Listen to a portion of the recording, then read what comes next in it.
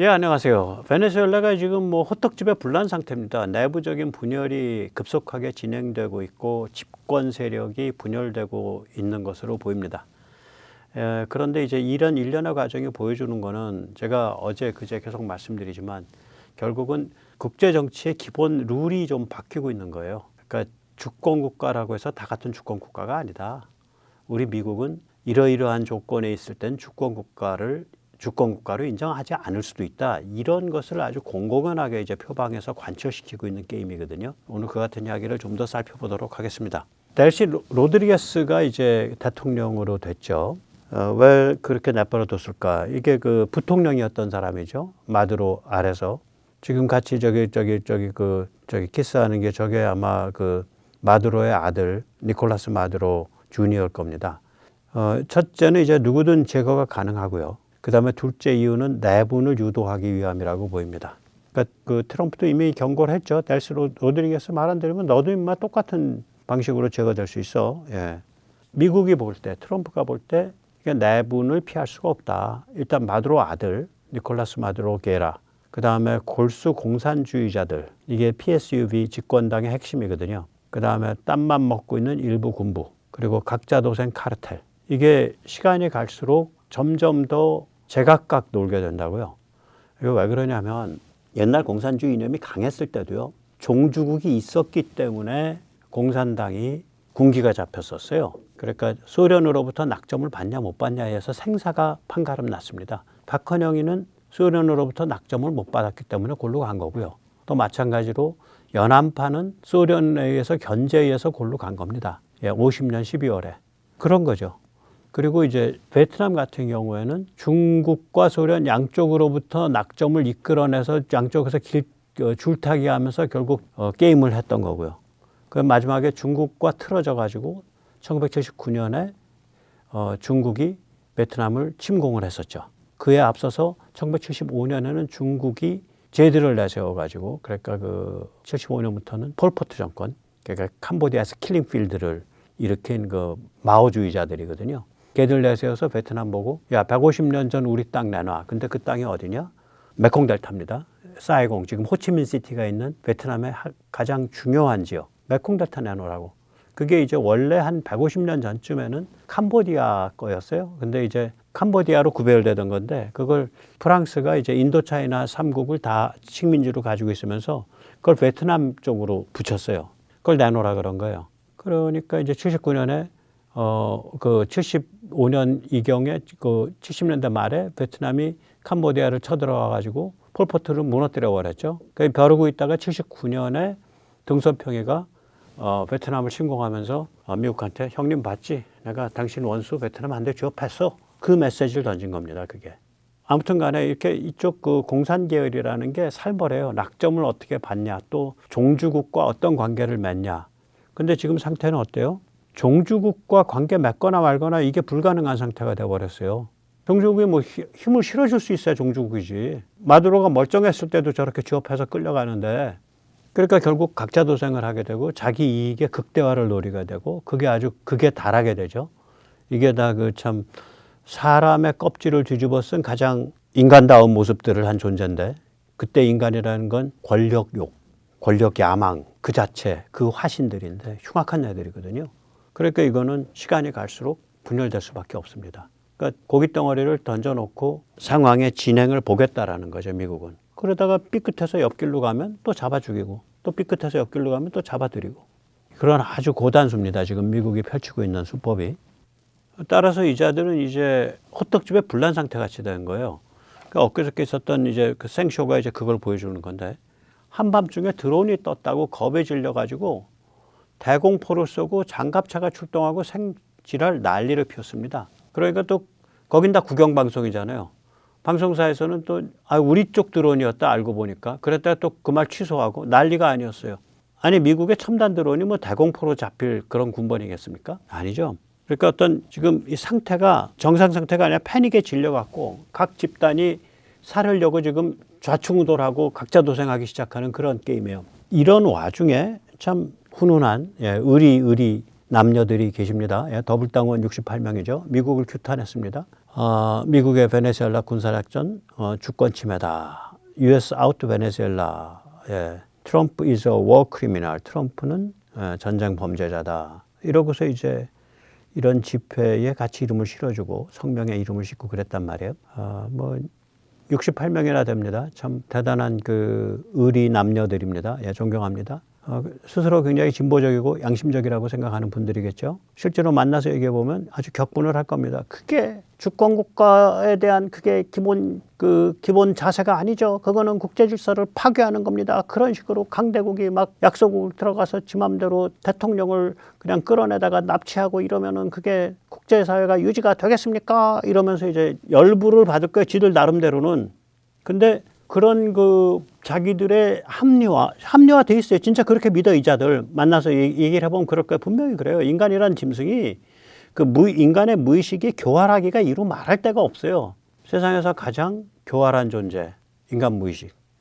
세상에서 가장 지혜로운 존재, 인간 무의식. 아마 솔로몬이 세상에서 가장 뭐 훌륭한 것, 그 혓바닥. 또 세상에서 가장 추악한 것, 혓바닥 그랬는데 솔로몬 시대 때 만약에 무의식이라는 걸 알았다면 세상에서 가장 교활하고 악랄한 거 인간 무의식이에요. 또 세상에서 가장 참 숭고하고 지혜롭고 통찰력이 있는 거 인간 무의식이에요.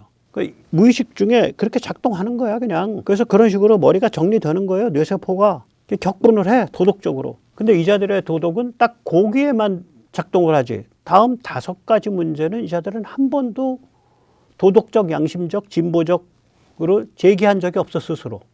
셀프 크리티시즘, 자기 비판적 점검 회로가 안 돌아가는 거예요. 뇌수가 우동살인 거죠. 좌빨 뇌수 우동살이죠. 일단 첫째, 국가 체제가 마약 카르텔을 경업할 수 있냐? 베네수엘라는 국가가 마약 카르텔이잖아. 마두로가 마약 카르텔 두목이란 말이에요. 그 다음에 중국이 국가로 위장한 마약 카르텔을 동맹으로 삼는 것이 온당한가? 네. 미국 정치인이 그렇게 말을 했죠. 러시아에 대해서 국가로 위장한 주유소다. 그러니까 국가로 위장한 자원 마피아다 이 소리지. 러시아는 마찬가지예요. 베네수엘라는 어떤 거냐? 국가로 위장한 마약 카르텔이라고. 그걸 동맹으로 삼아 중국이. 거기다가 그 국가로 위장한 마약 카르텔을 동맹으로 삼아서 중남미 질서를 전복하려고 한다. 이게 받아들여질 수 있는 거야 이게? 이런 질문 이자들은 한 번도 안 했을 거야. 이 진보적이며 양심적인 분들은.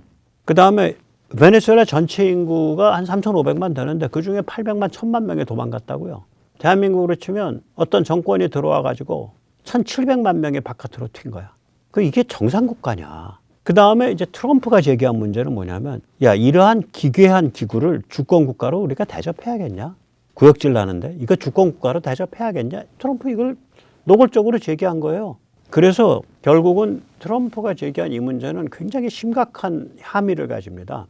어떤 함의를 가지냐. 무늬만 주권국가는 앞으로 주권국가 대접을 못 받는다. 쥐어 터지고 체제가 붕괴하게 된다.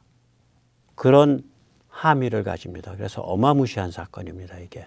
예, 무늬만 주권국가는 마피아 국가는 국가로 위장한 마피아, 국가로 위장한 마약 카르텔은 쥐어 터지고 혹은 전체주의 꼬붕들은 전체주의 지옥은 쥐어 터지고 결국은 청소된다. 그것을 지금 어떤 모델 케이스를 세운 거예요. 여기서 잠시 세뇌탈출 자구동료 부탁 말씀 올리고 또 이어가도록 하겠습니다. 아시다시피 세뇌탈출은 광고가 잘 붙지 않습니다. 붙더라도 천천히 붙는 경향이 있습니다. 도와주시면 보다 좋은 컨텐츠로 찾아뵙는데 커다란 힘이 되겠습니다. 감사합니다. 이제 쿠바에 대해서는 거기 그거 군사작전 할 필요 있겠어? 그거 무너질 수밖에 없어. 그렇게 얘기를 해요. 한번 직접 들어보십시오. Are you considering U.S. action in Cuba? We're not. I think it's just going to fall. I don't think we need any action. It looks like it's going down. It's going down for the count. You ever watch a fight? I have. They go down for the count, and Cuba looks like it's going down. 이게 얼마나 무서운 말이냐. 저절로 스스로 무너져요? 아니에요. 제가 말씀드렸죠. 2003년에 이라크를 침공을 할 때 저는 그 아들 부시가 야 이라크에 침투해서 공작할 수 있는 이라크 출신 요원들을 한 10,000명쯤 충원해 놨겠지 생각을 했어요. 아니 그 정도 규모의 나라에 들어가서 그 후세인 독재 정권의 찌끄레기들을 극복을 해나가면서 그거를 체제를 정비를 하려면 10,000명, 20,000명의 이라크 출신 정보 요원이 들어가야 될 거 아니에요. 혹은 아랍 출신 정보 요원이 들어가야 될 거 아니에요. 심리전 공작 요원들이 최소한. 나중에 보니까 10,000명, 20,000명 가량은 1,000명도 준비한다는 것 같아. 그 뭐 하자는 거였어? 정말 개생무식한 짓 한 거죠. 쿠바는요, 중남미는요, 이 라틴 아메리카 출신들, 그러니까 이 언어를 그걸 쓰고 특히 쿠바 출신, 베네수엘라 출신, 이거 디글디글합니다, 미국에. 거기서 10,000명, 20,000명 충원해가지고 훈련해가지고 들어가는 거 일도 아니에요. 정부에서 예산 쓸 것도 없어요. 난민 조직에서 다 이미 이민 조직에서 이미 그런 백그라운드들을 다 갖고 있다고요. 그것도 필요 없어. 이런 경우에는 특히 지금 베네수엘라는 작전이 진행되고 있고 작전을 할 수 있기 때문에 비밀 예산 집행할 수 있을 거예요, 이거는. 베네수엘라는. 왜냐하면 국가 테러 조직으로 돼 있으니까. 마약 테러 조직으로 돼 있으니까. 베네수엘라라는 나라 자체가. 쿠바 같은 경우는요, 제가 보기에는 뭐 10,000명, 20,000명, 30,000명 얼마든지 있어요. 그러니까 다시 말하자면 거기는 군사작전을 할 필요가 없다는 거예요. 내부 침투, 공작, 암살, 심리전으로 그냥 뒤집어 엎을 수 있는 그렇게 상황이 무르익었다. 지금 그 소리를 한다고 제 귀에는 들려요. 베네수엘라에 똑같습니다. 그 상태예요. 그 베네수엘라 사람들 뭐 환호하고 있는데 그게 베네수엘라 국민의 분위기 아닙니까? 라고 이제 어떤 우리 순진하신 시청자님이 댓글에다가 쓰셨더라고. 제가 이제 납치라는 도발적인 언어를 쓴 걸 어제 제목을 쓴 거에서 이제 좀 약간 화가 나셔가지고 쓰셨어. 의도는 제가 아는데 사실은 짚어드릴게요. 베네수엘라 내부는요, 그렇게 크게 지금 떠들질 못합니다, 국민이. 아니, 마약 카르텔이에요. 그냥 와서 죽여. 그걸 어떻게 북치고 장구치고 나가서 마두로 정권 타도 만세 만세 누가 얘기하냐고. 그냥 복면 쓰고 온 그냥 이상한 놈들이 와서 총갈 기고 지나가는데. 그러니까 지금 베네수엘라 상태를 모르시는 거예요. 거기다가 얘들이 그게 국가 주요 수입이고 그거를 먹이사슬고리로 한 1,000,000명쯤은 그걸로 먹고 살아. 인구의 절반쯤은, 지금 남아있는 인구의 절반은, 남은 인구가 2,000 몇백만 남았을 거 아니야. 3,500만 중에 800만 명 빠져나갔으니까 2,700만 남았을 거 아니야. 그 중에 좀 반국계 뭐 좀 할 수 있는 한 1,000만 명쯤은 그 마약 카르텔 비즈니스, 그걸로 얼추 종중 비즈니스 이걸로 얼추 그 언저리에서 먹고 산다고요. 나머지는 무지렁이들이 많고. 지금 베네수엘라 그런 상태라고. 힘 좀 써볼 만한 사람들은 다 튀어나왔어. 800만 명이 튀어나왔으니까 좀 배운 사람, 생각 있는 사람, 돈 있는 사람은 다 튀어나왔다는 소리죠. 우리 저거랑 똑같아요. 해방 이후에 대한민국이 성립할 수 있었던 이유 중에 하나는 북한이 지식인, 종교인, 상공인을 때려잡으면서 북으로부터 가장 훌륭한 사람들이, 가장 생각이 깊고 그 사회적 활동을 잘할 수 있는 사람들이 대량으로 남으로 튀었거든. 6.25 전에. 그래서 월남민을 크게 둘로 나누잖아요. 일사후퇴 때 같이 전선을 따라서 월남한 사람들하고 6.25 이전에 월남한 사람들하고 둘로 나누잖아요. 그 월남에도 말하자면 그 구별이 있다고요. 요새는 이제 그런 것들을 많이 안 따지지만 제가 집안이 외가가 평양이잖아요. 김일성네랑 고향이 같아요. 강서. 그래서 우리 외가 쪽은 이제 뭐 월남이라고 할 것도 없이 이미 일제 때 다 집이 망해갖고, 예, 그냥 서울에서 다 살았어요. 그러니까 우리는 뭐 따로 월남이라고 말할 것도 없어. 이미 일제 때 다 남쪽으로 내려왔어. 근데 이렇게 그분들 하시는 얘기를 들어보면, 그 집은 뭐 일사후퇴 때 내려온 집이야. 아니야, 그 집은 뭐 그 아버지 어머니 그 철사줄에 묶여서 돌 맞아 죽고 바로 내려왔지. 뭐 이런 얘기들을 하셨다고, 그때 보면. 그래서 제가 평양도 사투리 들으면 조금 알아. 야, 그 메라니 뭐라고 한 일을 메라니 뭐 이렇게 하셨던 것 같아. 어쨌거나, 예, 그래서 이제 이게 그런 그 침투와 공작 이런 것의 자원이 엄청 많기 때문에 그냥 가지고 놀 수가 있는 거예요. 중남미 같으면은. 그렇습니다. 자, 그럼 결국 뭐냐? 200년 전 IT 흑인 노예 혁명과 70년 전 체게바라 중남미 혁명의 종착역은 뭐냐? 마약 카르텔 국가예요. 마약 카르텔 국가예요? 노예혁명으로 국가를 만들기가 굉장히 어렵거든요. 그러면 보통 이런 정치적인 변화는 지배계급 혹은 그 언저리에서 주도를 해서 일어나요. 근데 흑인 노예가 혁명을 일으켜서 국가를 만든 게 IT입니다. 굉장히 잔인했어요, 그 과정이. 그래서 그때 저주가 있었다는 거 아니에요. 네, 그런 얘기가 있죠. 어쨌거나 그래서 그때 노예혁명 성공시키고 나서 IT가 자기들의 혁명 모델을 중남미로 수출하겠다고 엄청 날뛰었었어요. 200년 전에 이미 체게바라들이 많았어. 흑인 체게바라들이. 그리고 이제 70년 전에 체게바라는 원래 이게 아르헨티나 사람일걸요. 그 쿠바 혁명에 참여했다가 이제 권력 투쟁에 밀리니까 나는 중남미에 혁명 수출할 거야 해갖고 튀어들어가서 결국은 개고생하다가 볼리비아 밀림 속에서 죽었죠. 그래서 결국 뭐가 됐냐고 그게 지금 쿠바에서 들어가서 베네수엘라를 지탱해 줬잖아요. 이번에 한 80명 죽었잖아요. 그 마두로 인근에 있는 사람들. 그중에 30몇 명이 쿠바인이라며. 쿠바에서 발표하기를. 그러니까 결국은 용병을 한 거예요. 일종의 마탱에 간 공산주의 용병. 근데 그 용병한 그 오나는 뭐냐? 공산주의 이념과 마약 카르텔 비즈니스와 종중을 버무려 가지고 국가란 간판을 걸은 집단. 마약 카르텔, 공산주의, 종중. 종중, 종러, 러시아. 종중러. 이렇게 그 비빔밥을 지어서 그걸 국가 간판 걸은 거 아니에요. 그러니까 미국 입장에서는 야 저걸 내가 주권국가로 인정해야겠냐 이거지. 무늬만 주권국가는 인정하지 않는다. 서방부에 있든가 혹은 지정학적 핫스팟에 있으면 손본다. 그러니까 전 세계를 돌아다니면서 나쁜 국가들 다 작살내지는 않겠지만 서방부에 있든가 지정학적 핫스팟에 있으면 손보겠다는 거예요. 서방부에서 카르텔 혹은 전체주의에 물들어서 중국과 한편이 된 놈들은 주권국가로 대접하지 않는다. 베네수엘라, 쿠바, 좀 더 확대하면 콜롬비아.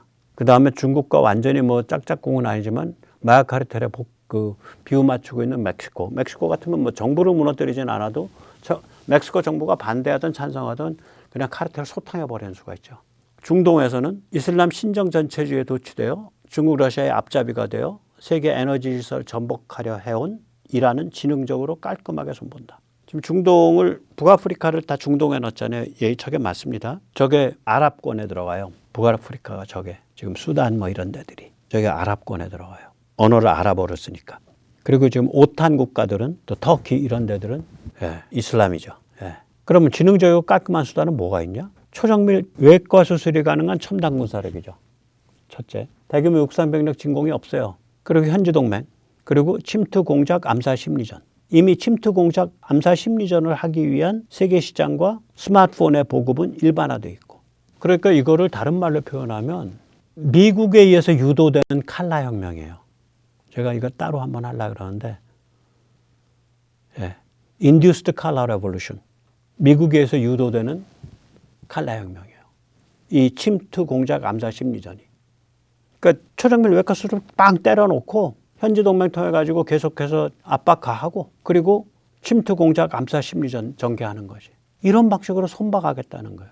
일단 중동과 그리고 서방구 그리고 기타 지정학적 핫스팟에서는. 예를 들어서 필리핀에서 앞으로 두테르테 같은 놈 나오겠어요? 골로 갈걸? 필리핀에서 두테르테 나왔다면 골로 가요. 필리핀 마피아 많잖아. 총기 무장한 애들 많은데 전혀 다른 문맥에서 총 맞아서 돌아가시는 수 있지. 정치인들이 여러 가지 생각한다고요. 앞으로 중국 대사가 드나들고 중국 사람 만날 때도 조심하게 되고. 미국은 그렇잖아. 국가 예산을 안 쓰고 국가에서 그걸 정확하게 기록으로 안 남기면 정보기관에서 그거로 안 남기면은 또 기록으로 그 법에 안 걸려요. 기록으로 남기더라도 그게 문제적 집단이라고 규정이 돼 있으면 법에 안 걸린단 말이에요. 미국 국내법에. 2020년이었죠. 2020년 12월인가 11월에 그 이란의 쿠즈 그러니까 해외 공작하는데 그 사령관 솔레이마니 바그다드에서 참살해 버렸을 때 세계가 쇼크를 먹었잖아요. 그건 일도 아니에요. 지금 이거는 훨씬 더 중요한 문제예요. 앞으로 무늬만 주권국가는 주권국가로 인정하지 않겠다는 얘기예요. 우선 서방구에서, 우선 중동 등 글로벌 핫스팟에서. 그때 무늬만 주권국가는 어떤 나라들이냐? 카르텔 혹은 전체주의에 물들어서 중국과 한편이 된 놈들.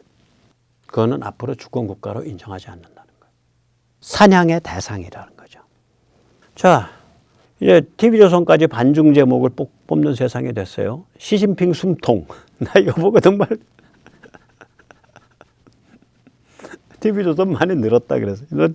나는 무슨 뭐 백모 같은 스타일에 저도 이런 용어는 잘 안 쓰거든. 제가 한번 보세요. 제가 시진핑 숨통이라는 이런 제목 다른 적 없어. 이런 그 물리적 제목을 다른 적 없어요. 시진핑의 생명과 관계된. 근데 이렇게 제목 달더라고요. 내가 너무 웃겨가지고. 보면서 역시 참 조선 사람 세계에서 가장 영악한 민족이다. 바람 어디로 부는지 너무너무 잘한다. 그래서 좋아요. 그래서 백모 같은 이런 이런 사람들이 저 같은 놈들이 계속해서 앞장서서 나발 불고 짖으면 자꾸 금기가 깨지고 그러면 이제 어느 세월이 되면 이제 조선일보도 반중에 최전선에 서고 조선일보 진영도 또 어느 세월이 되면은 국힘도 반중에 최전선이 되고 그럴 거예요. 정말로 중국의 충성심을 가지고 있다든지 혹은 중국에 제대로 코가 껴갖고 베이징 면허를 제대로 갖고 있는 사람들 그렇게 많지 않을 수도 있습니다. 생각만큼. 예, 오늘 여기까지 모시겠습니다. 감사합니다.